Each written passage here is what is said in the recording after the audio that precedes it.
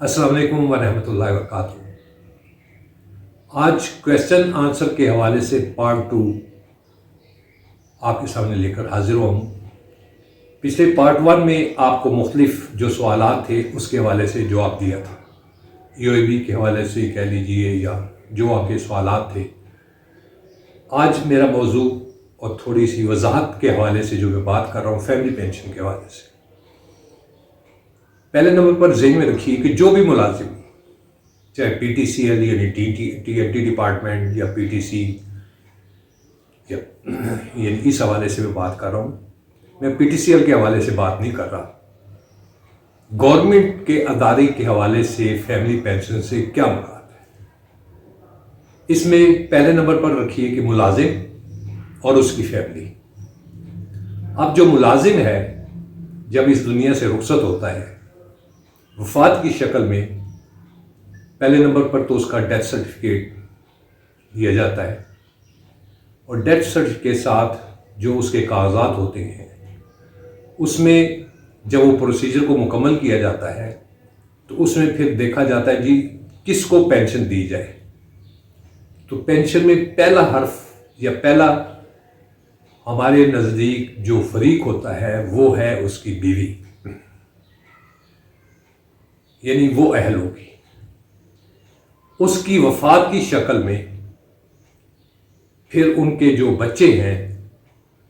اور برسر روزگار نہیں ہے پھر وہ اہل ہوگے۔ پھر اس کے بعد اس فیملی کے اندر تمام بچے برسر روزگار ہو جاتے ہیں، شادی شدہ ہو جاتے ہیں، لیکن جو شادی شدہ بیٹا یا بیٹی وہ پھر پینشن کی مستحق ہوتی ہے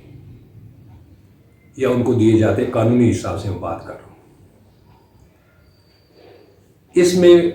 دوسری سٹیپ کیا آتا ہے، ان کیس اگر میاں بیوی کے درمیان علیحدگی ہوگی، سیپریشن ہوگی، طلاق والا نوبت آ گئی، تو پھر بیوی کو خرچہ دینے کے لیے شوہر پابند ہوگا جب تک وہ دوسری شادی نہیں کر لیتی، تو اس کو اس کے اخراجات جو ہے وہ جو پہلا شوہر ہے وہی اس کا ذمہ دار ہوگا۔ دوسری شادی کی شکل میں پھر وہ پابندی ختم ہو جاتی ہے۔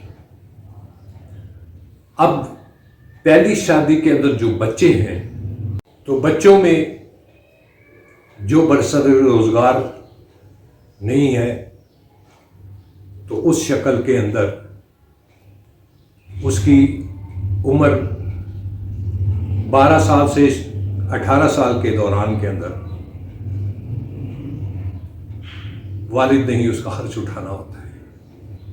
لیکن اس شکل میں چونکہ شادی ہو چکی ہوتی ہے تو وہ بچے پھر والد کے پاس رہیں گے اور اس صورت میں والد ہی ان کا خرچ برداشت کرے گا۔ اگر والد اس دنیا سے رخصت ہو گیا تو پھر ان بچوں کی جب تک وہ بڑے میچور ہو کر اپنے پاؤں پر کھڑے نہیں ہوتے ان کو ان کی پینشن دی جائے گی۔ یہ آپ کے سامنے میں نے جو عرض پیش کرنی تھی وہ پیش کر دی۔ اس میں ایک اور دوسرا سوال تھا TNT PTC پینشنرز کے حوالے سے جو میں بات کر رہا ہوں، اور جو نان پینشنر ہیں ان کو جو میں وضاحت دینا چاہ رہا ہوں وہ وضاحت یہ ہے کہ 10 سال کی جو کنڈیشن ہے PTET کی شک کے اندر یا ڈیڈ کے اندر، اس میں 10 ایئرس کا مطلب ہوتا ہے qualifying service for pension, retirement نہیں ہے، پینشن کی شکل کے اندر وہ پینشن کا مستحق ہو جاتا ہے۔ یہاں پر اس کو ذرا غور اور سمجھنے کی ضرورت ہے کہ آپ کو کوئی شخص ریٹائر نہیں کر سکتا جب تک کہ آپ کوالیفائنگ سروس جو 25 ایئرس کی ہے وہ باقاعدہ اس کے اندر موجود بھی ہے کہ جی جب تک وہ اپنی سروس مکمل نہیں کر سکتا، نہیں کر سکتے سے مراد یہ ہے کہ اس کی نہیں ہوئی تو اس کو جو ہے किसी किस्म की रिटायरमेंट देने का कोई भी मजाज नहीं है। अब जब वॉलंटरी सेपरेशन स्कीम के हिसाब से अगर उसको सेपरेट या उसको रिटायर किया जा रहा है, तो वो रिटायर वॉलंटरी सेपरेशन स्कीम की मैंने पिछली वीडियोस में जो जिक्र किया था कि 97-98 के अंदर जब वीएसएस दी गई, उस वक्त पीटीसी बना हुआ था, तो उस पीटीसी के अंदर जो वीएसएस इंट्रोड्यूस हुई थी उसमें 10 साल वालों को भी पेंशन दी गई थी, और मैंने ये भी कहा था कि मेरे पास उसके बाकायदा एविडेंसेस मौजूद हैं। अब आपको ये समझ में आना चाहिए कि 10 साल का मतलब है कि आप पेंशन के हकदार 10 साल की शक्ल में अहल हो गए कि आप पेंशन आपको मिलेगी। लेकिन रिटायरमेंट के हवाले से आपको बताया कि जब तक आपकी 25 साल सर्विस नहीं होगी तो आपको रिटायरमेंट नहीं दी जाएगी, टिल के आप रिटायरमेंट अगर लेना भी चाहेंगे तो 25 साल मुकम्मल करने के बाद आपको जो रिटायरमेंट दी जाएगी तो उसमें पेंशन के हकूक भी आपके उसी कानूनी हिसाब से जो गवर्नमेंट के हवाले से है वो आपको पेंशन दी जाएगी। अब तीसरी जो चीज़ एक और है कि हमारा स्टेटस क्या है। स्टेटस आपका ट्रांसफर एम्प्लॉइज और रूल्स कौन से लागू होंगे, वो 1973 के जो सर्विस रूल्स हैं वो आपके ऊपर अप्लाई होंगे। अब अदालतों में वकला हजरात और हमारे अपने एम्प्लॉइज जो हैं उनकी कमज़ोरी ये थी कि मुकम्मल आगाही कानूनी तौर पर ना होने की वजह से उनको नुकसान उठाने पड़े और उनके स्टेटस को जो तब्दील किया गया और आपको यानी लोअर स्टाफ को ये कहा कि जी ये वर्कमैन है, जबकि वर्कमैन की हैसियत नहीं है। चूंकि आप जो रिक्रूट हुए थे तो रिक्रूटमेंट आपकी गवर्नमेंट के अदारे ने आपको रिक्रूट किया था, किसी प्राइवेट अदारे ने नहीं किया था। उस वक्त जो भी रूल्स रेगुलेशन गवर्नमेंट के हैं वो 1973 रूल्स के सर्विस रूल्स जो हैं उसके तहत आपको तमाम के तमाम जो भी पेंशन बेनिफिट्स के हवाले से आपके जो राइट्स हैं वो आपका उसके अंदर तहफ़्फ़ुज़ में मौजूद है। लेकिन अदालती निज़ाम के अंदर अगर वर्कमैन के तौर पर डिक्लेयर किया गया है तो इसके अंदर अदालतों का भी काम था कि वो सर्विस रूल्स के बारे में जो जजेस हजरात हैं वो वकला के आर्गूमेंट्स के ऊपर डिपेंड ना करते बल्कि सर्विस रूल्स को खुद स्टडी करते। इसका मतलब यह है कि इस वक्त हमारे कानूनी निज़ाम के अंदर जो सुकम या कमज़ोरी है उसकी वजह से हमारे मुलाजमीन मुतासिर हो रहे हैं। ये चीज़ जो मैं आपके सामने जो पेश कर रहा हूँ वो वजाहत के तौर पर जो सवाल जवाब आपने किए उसके हिसाब से मैंने आपको जवाब दिया। इवन देन अगर कोई सवाल आप पूछना चाहें या वजाहत कर लेना चाहे तो मैं हाजिर हूँ, लेकिन मेरी वीडियो के अंदर जो ये मैं वीडियो पेश कर रहा हूँ इसके अंदर आप कमेंट्स के अंदर कोई वजाहत मांगना चाहेंगे तो मैं आपको वजाहत दे सकता हूँ। इसमें चूंकि मैंने रिपीटेडली अभी जो फ्रेश वीडियोस वगैरह जो आपके सामने पेश की हैं उसमें भी और पुरानी मेरी वीडियो 2-3 साल पेशर वाली भी हैं उसमें भी आप देखेंगे तो मैंने ये कहा था कि ये वीएसएस हमें जो दी गई है इसमें धोखाधड़ी का केस बनता है। अब उसकी वजाहत के हवाले से मेरी वीडियोस अगर आप देखेंगे तो आपको उसमें वजाहत मिल जाएगी। ये मैंने जो वजाहत देनी थी कोशिश मेरी यही थी कि मैं सादे अंदाज से दूं ताकि हमारे साथी जो हैं उनको समझने में कोई दिक्कत ना हो। इसके बावजूद अगर कोई और सवाल या फैमिली पेंशन के हवाले से कोई मज़ीद आपने सवाल पूछना हो तो मैं हाजिर हूँ। अगर आप महसूस करते हैं कि मेरी किसी इंफॉर्मेशन के हिसाब से मैंने कोई अपने तौर पर कोई चीज़ घड़ कर पेश की है तो मैं माज़रत चाहता हूँ कि मैं आपके सामने ये साफ और वाज़ेह तौर पर कहता हूँ कि मैंने जो रूल्स रेगुलेशन स्टडी किए हैं